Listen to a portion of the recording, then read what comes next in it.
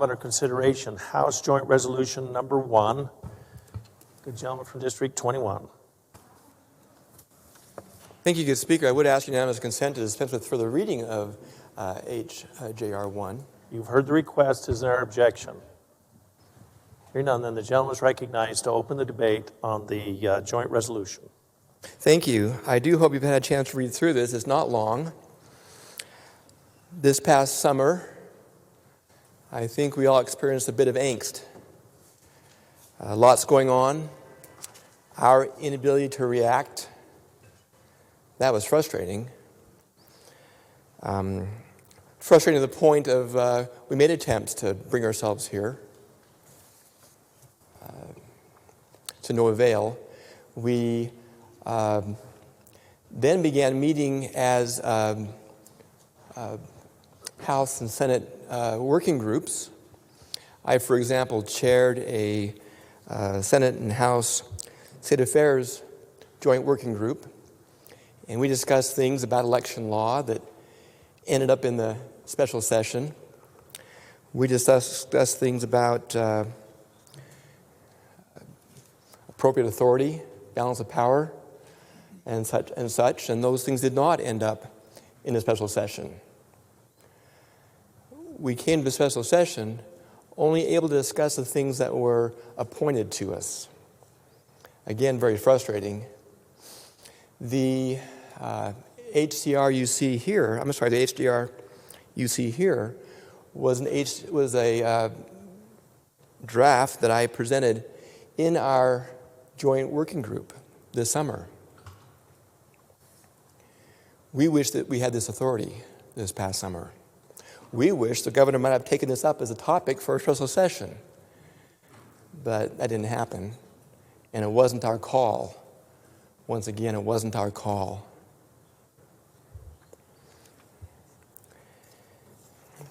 If I might, maybe with permission required, I want to read the statement of purpose, if that requires unanimous consent. I believe the statement of purpose is fair game. Thank you. Without permission. So now you may read along if you wish, that this joint resolution to the Idaho Constitution, this is the point, we want this to be a constitutional allowance that we have, just as it is for the governor. This is our role. This needs to be a constitutional allowance. To allow us to convene ourselves into an extraordinary session within 15 days of a written request of 60% of the members of the House and the Senate. It also conveniently describes some things to do with the organizational session that we want to make sure is constitutional. There is some cost. We met last summer. We had some costs that are incurred, and these are the actual costs on a daily basis of that session, if you want to compare what it might cost to call ourselves back in. A very reasonable price when you consider what our role is. I will stand for questions, but first I wish to turn some time over to my co-sponsor, Representative Mordaunt from District 14, with permission.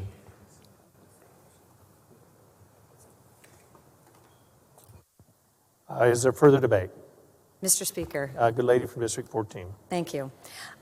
Ladies and gentlemen, Mr. Speaker, this has been a long time in coming.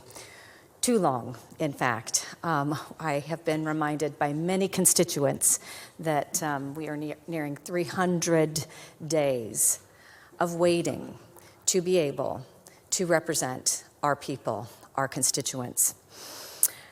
I want to take you back for a minute to the founding of our state constitution. On July 4th, actually, which seems fitting, in 1889, Governor Stevenson gathered 72 delegates, not far off from our number here in this very room, from disparate parts of the state that represented differing interests, differing cultures, topography, economics, politics. From around the state they came to pen our state constitution. From this diversity, we became from a territory, we moved to a unified state.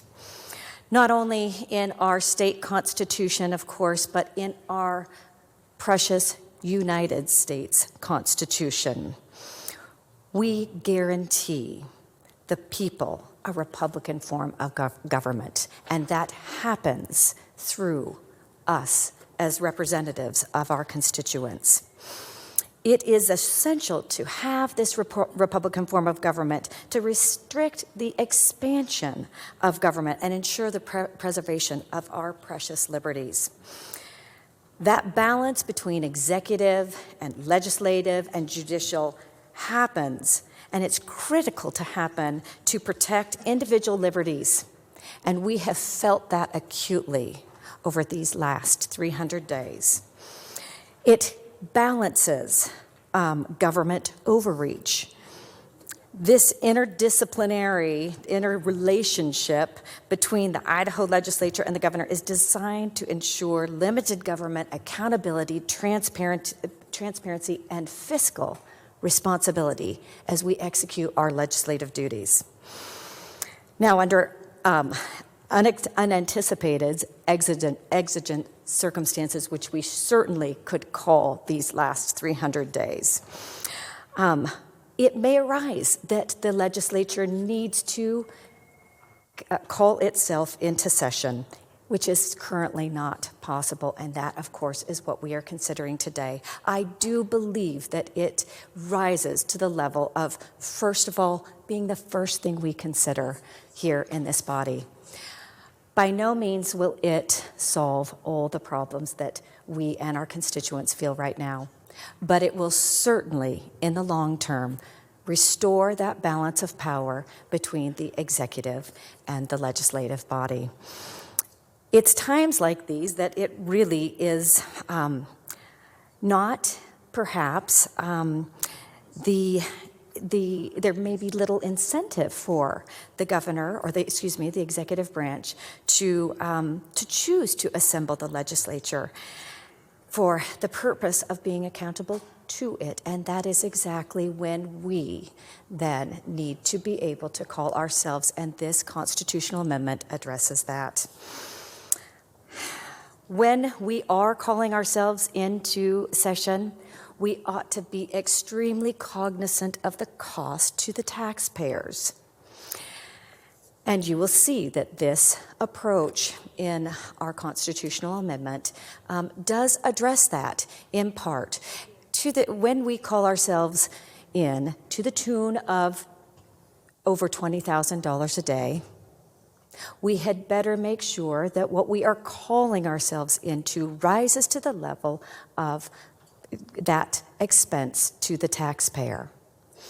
So being cognizant of that, but also being committed to protecting the personal liberties and freedoms, the accountability and transparency with which our state conducts its business, I ask for your support of HJR 1. Thank you. Is there further debate? Lady from 19. Thank you, Mr. Speaker. I respect the good work that was put into this bill, and it's elegant in its simplicity. But I'm concerned that there aren't any sideboards in it. You know, normally when a governor calls us in to special session, it's for a stated purpose and it's limited to subject matter. And so my concern is that there are no limits to what subject matters we could address, no limits to how many days we could be in a special session, and how many special sessions we could have in a year. You know, when we get together, we have 1,000 ideas of things we want to do, and you know, the temptation is always there to run a bill, maybe because we want to make a statement rather than because it's is solving an urgent problem. And so I just worried about the lack of sideboards and the threat to our part-time citizen legislature that I think we all hold dear, with no limits and with only a 60% threshold of members who could have a number of priorities coming back to the State House. It's a slippery slope, and this could turn into something closer to a full-time job, which would be different than how our state has operated always. So for me, I will be a no on this, although I do respect the sentiment and the intent here. Thank you. Is there further debate?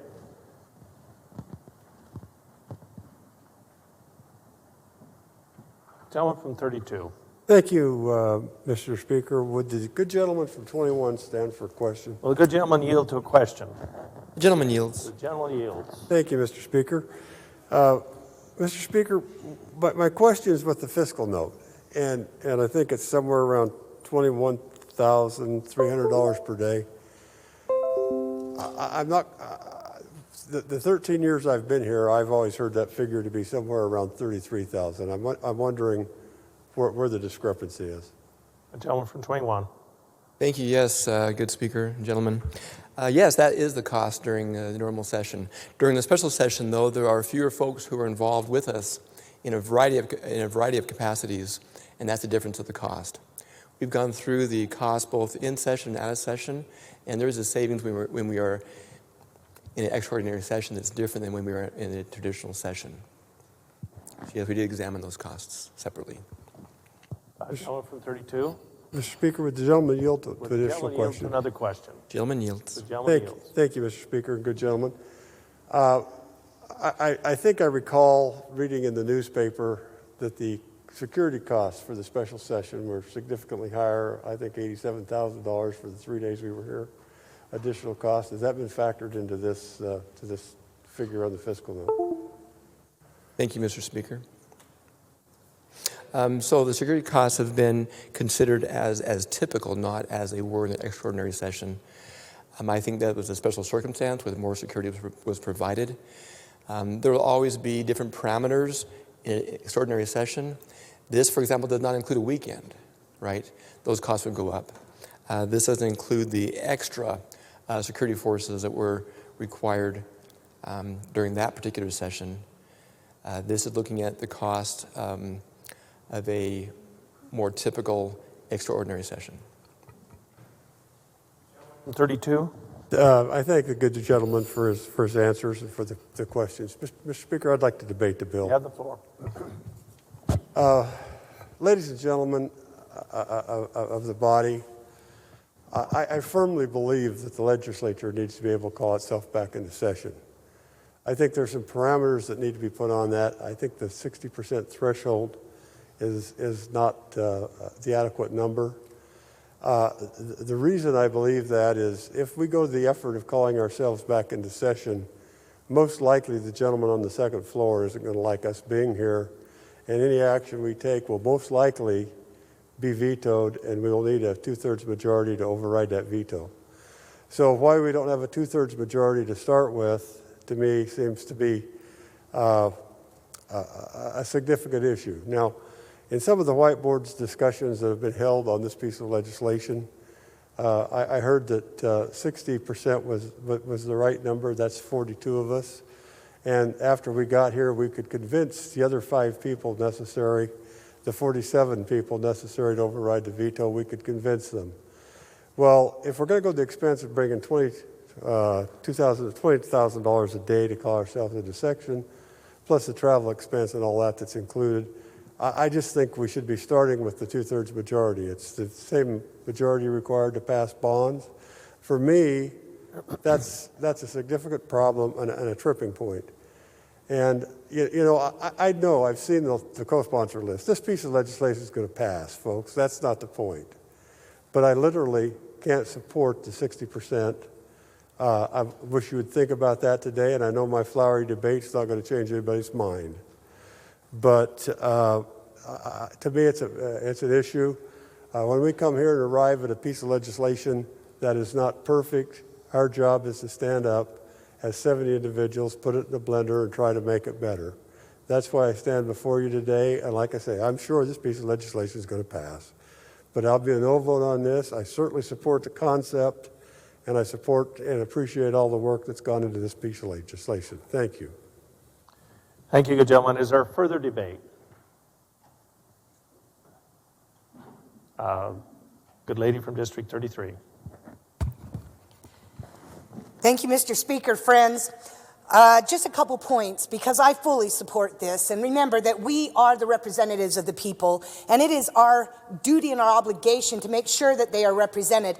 And at times such as this, let me just remind you something that I think is so easily forgotten through the course of narrative that says we need to restore our co-equal branches of government. But let me remind you that we are not, and we're not meant to be, co-equal branches of government. How easily that is forgotten. The main branch of government is actually the legislative body. Why? Because we have so many more people that need to answer and work together in order to accomplish something. In this case, we have 105 legislators that need to work together. It is the legislative branch and then the executive branch, and the branch that is supposed to have the least amount of power, certainly not co-equal, would be the judicial branch. And so I remind us of our obligation when it comes to the people. And I also believe that this should not be, and for me, it certainly is not about our governor. Our governor was acting within the realm that he maybe thought he should. And so what we need to do, and what my colleagues on the other side need to also consider, is that put in another name. What if maybe we had South Dakota's governor? Maybe you wouldn't like that, and you would want to be able to have a means by which you could call yourself into session to address that. What if we, on our Republican side, say had the Michigan governor? We certainly probably wouldn't like that and would want a means by which we could call ourselves into session to address these problems. So let us think about the responsibility that we have as the legislative branch and move forward boldly and with courage to take care of this situation. Thank you, Mr. Speaker. Thank you, good lady. Is there further debate? Lady from District 18. Thank you, Mr. Speaker. Just to very briefly respond, I fully support our ability to pull ourselves back into session, and I think we should be a full co-equal branch of government, and I think there are many circumstances in which it would make sense for us to pull ourselves back into session. So not disputing the core premise of what we're trying to do here. My one concern just is about it getting out of hand and the lack of sideboards, as has been discussed earlier, because I could see a scenario where, we may easily get 60% of people who want to come in, but they may all want to come in for something totally different. I may think, fantastic, we can get back into session. Maybe we can pass some criminal justice reform. And my good friend across the aisle may think, fantastic, let's get in. Maybe we can pass a tax cut. And somebody else may say, oh, what a great opportunity to pass a water bill. And someone else may think, oh, I can't wait to get in there so we can finally legalize hemp. And I could see us in a situation where we have 60 people signing on with 60 different pieces of legislation that they're all eager to get in and discuss. And then we get back to the potential for a year-round legislature problem. So I fully support our ability to call ourselves back in. I would just love to see something that requires a degree of focus so that we all kind of are in general agreement as to what the big problem is that we want to be coming back in to address, so we can be focused and time constrained and know what we're all coming back in for. So I guess that's my concern, but I do support the overarching principle of having the legislature call itself back in. Is there further debate? A gentleman from 24. Yeah, thank you, Mr. Speaker, ladies and gentlemen. I want to make a comment here about this bill. I support it. I understand the 60%, the two-thirds question. There's going to be times when you have an issue that's very important that you would like to have a call in for session. But if someone presents to me a request to sign a form to call us back into session, and I don't know why we're going back into session, for what purpose, I'm never going to sign that. I have to know personally why we're being called back in session. And so I think the actual process of getting signatures gathered for this purpose will assure that we know why we're being called back into session. That, to me, I feel comfortable with that. This past year, education, which encompasses 50% of our general fund budget, we could not get that on the agenda for the extraordinary session. And there are many issues in there that were totally decided by the executive department. And as you will see in the coming weeks, there's going to be a lot of those decisions that are going to be confronted by the legislature themselves. Such an important part of our budget, we could not get that on the list of things, and I think we absolutely have to have the power to get back called in session.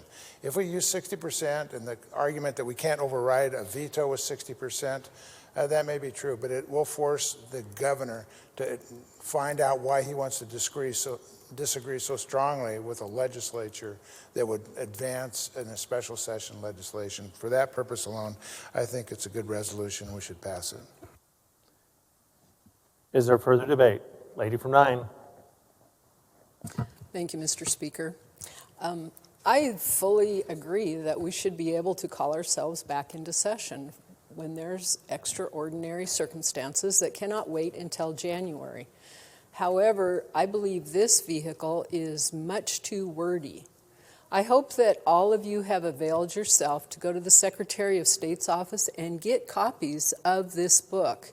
It has both the U.S. Constitution and the Idaho Constitution and the Declaration of Independence in it with all the amendments.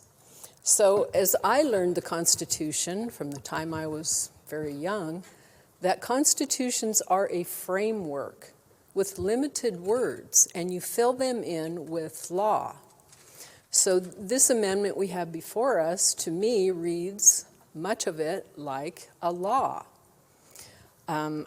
Many of us have talked among ourselves to have something very simple, very easy, that simply says the legislature may convene for organizational session or at other times when they deem necessary as prescribed by law. Then we can come in and debate about the different sideboards to put on there. Now, I know my constituents certainly would hold me accountable if I agreed to come in for every frivolous thing that came along that could not wait. They are our checkpoint to be sure we don't become full-time legislators. For example, in the book that I just lifted up, the U.S. Constitution has a total of 5 pages, not counting the amendments. Our Idaho Constitution has a total of 33 pages, not counting the amendments. And when you look through there are many, many parts of it that should really be in law.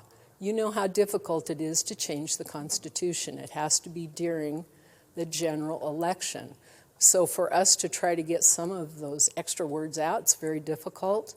So for me, the principle of this amendment should be very easy to read, where we fill in with law and have that debate then, as we could every single year.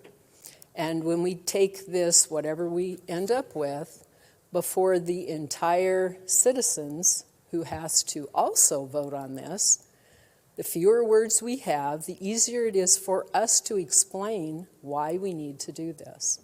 So for this reason, I reluctantly am going to have to vote no on this. Thank you. Is there further debate? Lady from, all right, somebody's got to stand up here. Gentleman from 27. Thank you, Mr. Speaker. Debate against the bill. Yeah, We've operated for 130 years as a state with not being able to call ourselves back. And I don't think we've been hurt by that. Also, when the founding fathers of the state decided that they would allow the governor to call us back in a special session, he was limited to only be able to call us back for a single subject. So I have to vote against this because I think my good gentleman to my right is exactly right when it comes to the 2/3 majority. If we don't have a bar set as high as our citizens have to go to pass a school bond to build a new school, if we're going to operate on less than that, then I think that's wrong. And I don't think that we should be able to call ourselves back and then when we get here decide that we can introduce any piece of legislation that we want. I think that's the quickest way there is to a full-time legislature. And I certainly want to keep a part-time citizens legislature that comes here, understands that they have 70 or 80 days to conduct their business, and they need to get that business done so that they can go home and live under the same rules and regulations that we pass here, the same as the rest of the citizens do, make a living under those regulations, the same that the rest of the citizens do, and leave the citizens alone for the remainder of the year. I don't know which one of our founding federal fathers said that the greatest peril to the citizenry is when the Congress is in session. But I don't want that to become the same here in Idaho. We need to come here for 70 days, 80 days, finish our business, and go home. I suppose I could envision a scenario under which we need to call ourselves back, but it should be extremely, extremely difficult to do so. With that, Mr. Speaker, I'll be voting no. Thank you. Thank you. Is there further debate? Jump from 2. Thank you, Mr. Speaker. As long as we're talking about percentages, I want to remind the body that it only takes 1/3 of the body to issue a call to the House. And if we're going to address issues like leaving the citizens alone, maybe we should also think about how the administration is failing to do that by allowing the regional districts and the local districts to impose restrictions on a virus. If we were looking at 1918 when there were bodies piled up, people were dying in the streets, that'd be one thing.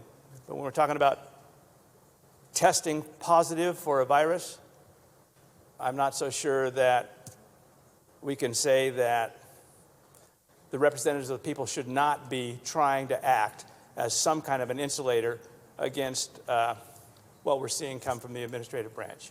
Thank you.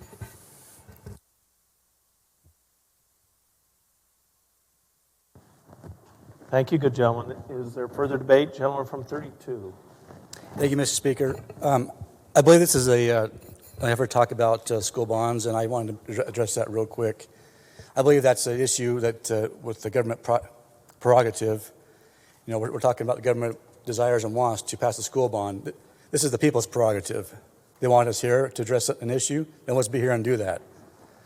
And I want to reiterate one issue, another principle that was brought up. The three branches of government should not be equal. Our founders designed it to be that this branch is the most powerful for an obvious reason. The people's desires and wants and needs, plain and simple. Thank you. Thank you. Is there further debate? Gentleman from 30. Thank you, Mr. Speaker. I've thought a lot about this particular issue, and I have to admit I've been a little conflicted. But let me just explain to you my thoughts and my reasoning. I'm a proponent of constitutional principles, and one of the grand constitutional principles of our federal system and of virtually all of our state systems is that we have checks and balances. One of those honored checks and balances at the national level has always been recognized that the President calls special sessions of Congress. At the national level, that's become a moot issue because Congress meets year-round now. And most of us would hope that Congress didn't meet year-round. So I've thought about that particular principle in relationship to our state. And I think times have changed a bit. And the possibility for situations that would necessitate us coming back have multiplied, and I think will multiply. The legislature should control the purse strings. That, too, is an honored constitutional principle. And we can't control the purse strings if we're not here. So I've arrived at this conclusion. I feel comfortable with this amendment.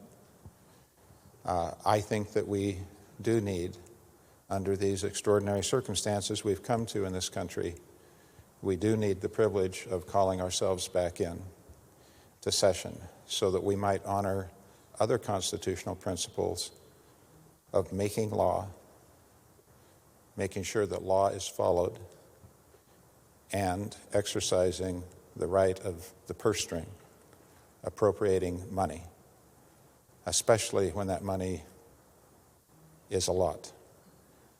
So I'm comfortable with this. I feel it's the right thing for us to do now in the state of Idaho, and I will vote in favor. Gentleman from 35.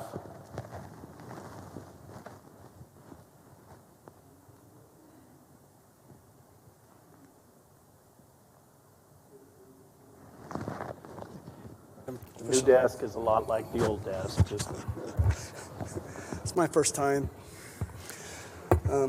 Would the good gentleman from 21 yield to a question? Will the good gentleman yield? Gentleman yields. The gentleman yields. Thank you, Mr. Speaker. Good gentleman. When we come back into this session, unlike when we come to a regular session, our expenses out of that $21,000, are they just reimbursed as expenses, or do we get a per diem? Gentleman from 21. Thank you, Mr. Speaker, and gentleman from 35. They are as they were this summer, which are reimbursements. There's no per diem and no increase in salary. Gentleman from 35. To debate the bill, Mr. Speaker. Have the floor. Thank you, Mr. Speaker. I'll be voting in favor of this bill, and I think it's important that the people understand how we get paid. We get paid north of $18,000 a year. When we come back into, and for many of us, that's a lot of money, but for many of us, we take a pay cut when we come to the legislature, and we don't get paid overtime to come back to special sessions.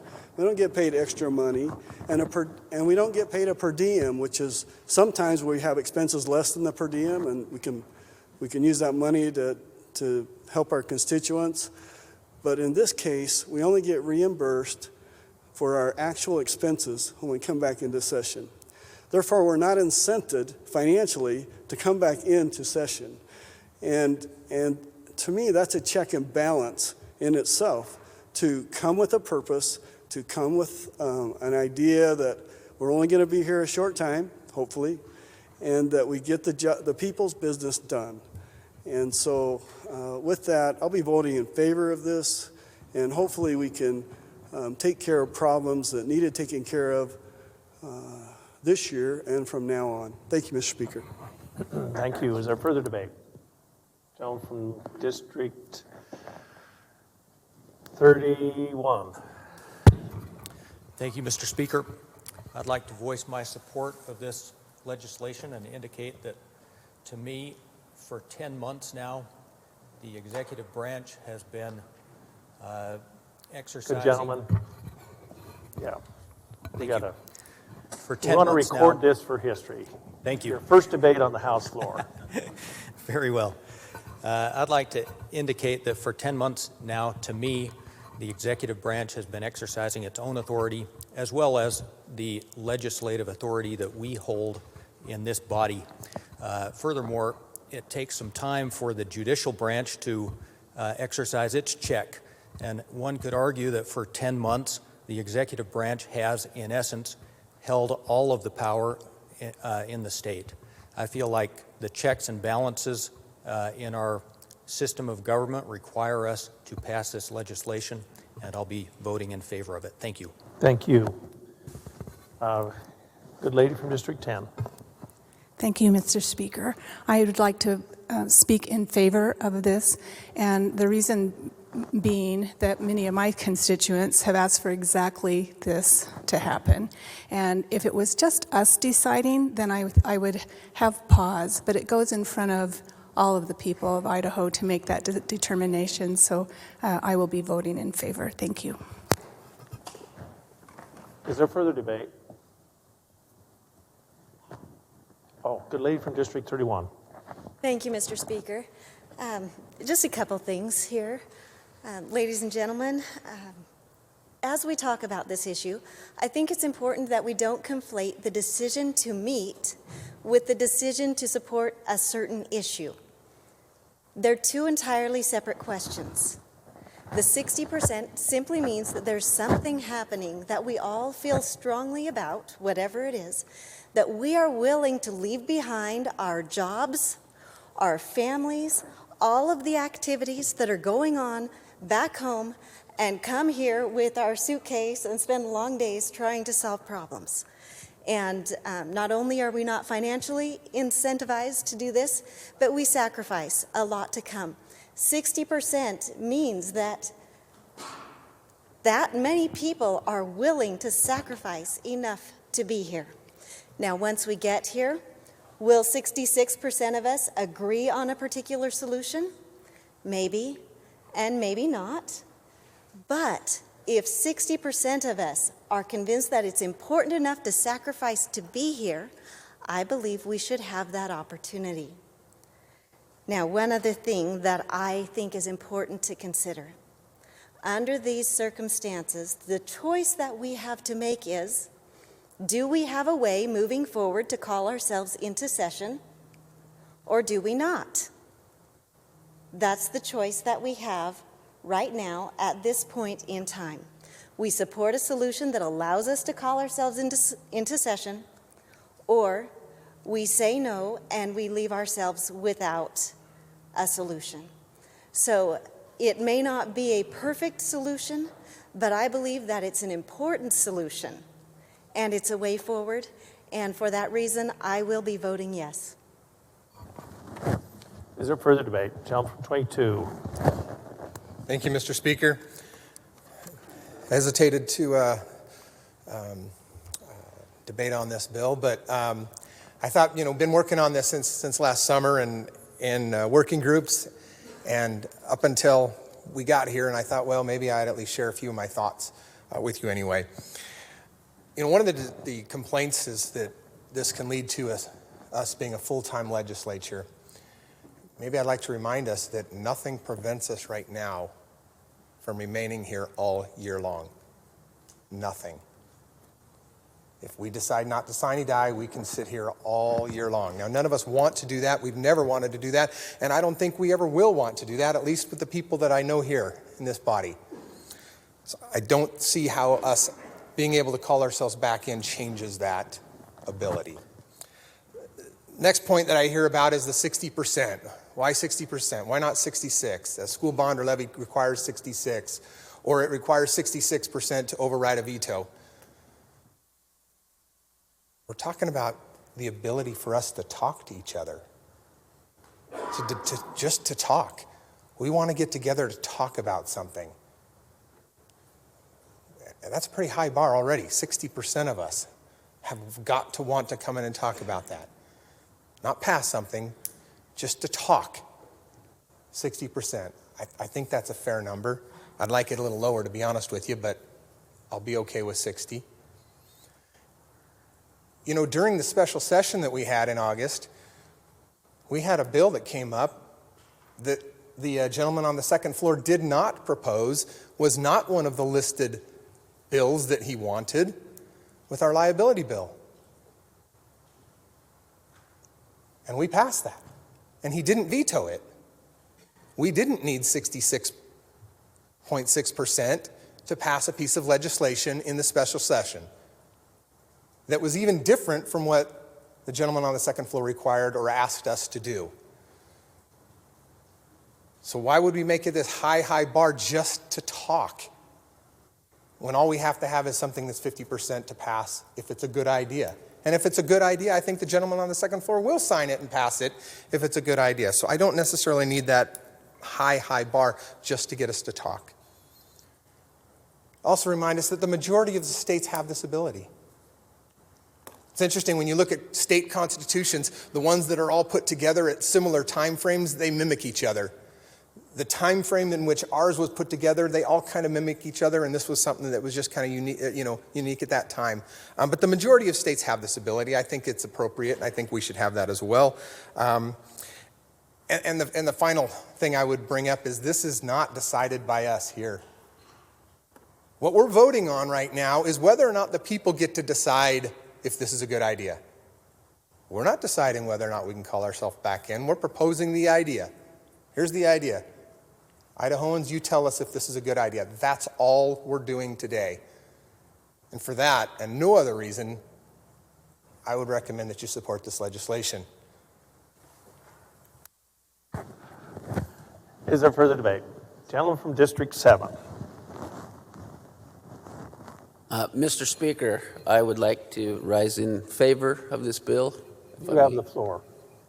So, for the majority of my life, I was under the illusion that we had 3 equal branches of government here in Idaho. It wasn't until this pandemic came along that I was educated on what's really going on here.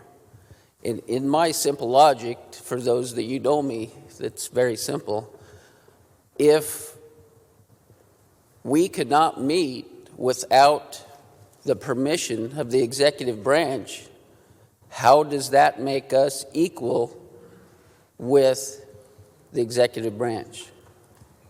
Essentially, the House is held hostage in times of crisis by the executive branch. All we are asking with this bill, under my understanding, is that in extraordinary circumstances, we can have the ability, because we are the people's house, to come and do the people's business. We are not asking for more authority than the executive branch or the judicial branch. We are just asking for equal opportunity to solve the crisis. As for the concern of being called back in and being a full-time legislature, I'm new here, and I don't know a lot, but I can almost guarantee you that this body is responsible enough that they will not do something that is not absolutely needed. I have 100% faith in this body doing the right thing. That's all I have to say. Thank you. Thank you. Thank you, good gentleman. Is there further debate? Gentleman from 6. Mr. Speaker, I'd like to speak in favor of this resolution. The amount of calls, letters, and emails I've received from constituents since I've been in office over this pandemic, many of them have been very sad. From some people that have been extremely desperate, just trying to make ends meet, feed their family, keep their business open. And I think the executive overreach that has happened is a travesty. And for me to have to tell people, oh, well, when they ask, well, what can you do for us, Aaron? And I have to say, oh, well, there's nothing really we can do. The governor's either got to call us in or we have to wait till January. And that is not an answer at all. To me, it's having to shirk my duty. And so for that reason, when the people need us in here, we need to be able to come in here and get the job done. We were meant to be the first branch of government, and that's exactly what we should be. So I will be voting yes on this. Thank you. Thank you, good gentleman. Is there further debate? Gentleman from 13. Thank you, Mr. Speaker. Debate in favor of the resolution. You have the floor. I'd like to remind the body, take you back to, say, April or May of 2020.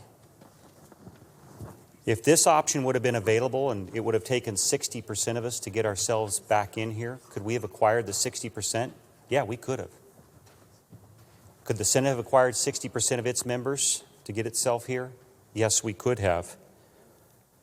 For more than 90 days, we pleaded with the governor to get ourselves into a special session so we could have our voice heard. However, given the current constraints that are placed upon us, the gentleman on the second floor was able to put the parameters around what that special session would look like and what we would want to talk about. So I've heard today arguments that we need to make sure that possibly in the future we only talk about a single subject. I think that's short-sighted. In the 2 weeks that we've been here trying to figure out a way forward to get life back to normal for our citizens, I told my wife the other night, every single day another issue pops up that is related to the pandemic. Okay, how are you going to handle that issue? What are you going to do with this issue? So tying our hands that we could only deal with a single subject in an extraordinary session, I think is short-sighted and foolish. The idea that we should have 66 2/3, the Senate proposed that. The bill's sponsor actually wanted 50%. I agreed with the bill's sponsor. I wanted 50%. The Senate said we want 66 2/3. We ended up at 60%. That's what we do in this body. We negotiate. We compromise. We make decisions that will work for both bodies. I would remind the body that it only takes a concurrent resolution, only takes 50% to pass in order to end an emergency. So we don't have to have 66 2/3 votes inside of an organizational session to undo an emergency. We only need 50%, because the way you stop an emergency is through a concurrent resolution, not through law. And finally, we made a promise to our constituents. We told them, by George, if you will get us in a special session, or I'll tell you what, when I get there in January, I'm going to make sure that we rein in the overreach by the executive branch, we rein in the health districts, we have the ability to call ourselves back into special session. And that's exactly what this resolution does. So, Mr. Speaker, I don't want to have to go home to my constituents and say, well, you know what, I know you guys were frustrated as we were that we couldn't call ourselves back into session, but, you know, it was too wordy. So I couldn't support it because it was too wordy. Or I couldn't support it because it required 66 2/3. Or I couldn't support it because it didn't do this or it didn't do that. You know what it does do? It gives this body the ability to call itself back into special session, to have the conversation that needs to be had for our constituents. And so with that, Mr. Speaker, I would ask that this body honor our word that we made to our constituents and send a very clear message to our constituents on the first piece of legislation that comes forward. We're here to honor our word, we're here to pass this legislation, and we're in business to make sure that we get this place back to normal. Thank you, Mr. Speaker. Thank you. Is there further debate? Gentleman from 14. Thank you, Mr. Speaker. Members of the House, to debate the bill. You have the floor. Thank you, Mr. Speaker. Just to make a couple of quick comments, because I just want to make a couple of comments. The first thing I want to say is, you know, I didn't get elected to come down here and sit around and let the governor be king. Think about what I'm saying. You saw Sometimes we refer to him the good gentleman on the second floor. Yeah. The good gentleman on the second floor. Particularly during debate on the House floor, it's the gentleman on the second floor or something more. Well, I appreciate the good gentleman on the second floor and what he's doing and trying to do. I think that he should have involved us in the legislature.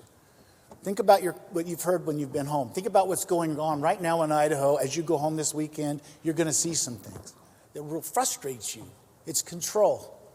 Our founding fathers didn't set the system up so that the good gentleman on the second floor was in charge and king and everything. He's supposed to run everything when you're gone. And by the way, we're guilty for causing part of the problem, and let me explain why. How many of us have voted for bills that said, and the executive branch will bring rules? Rules are law. We gave away our authority. How many of us have voted for bills that say, hey, when we leave town, the governor can spend this money here or there? We're supposed to spend the money. You saw what happened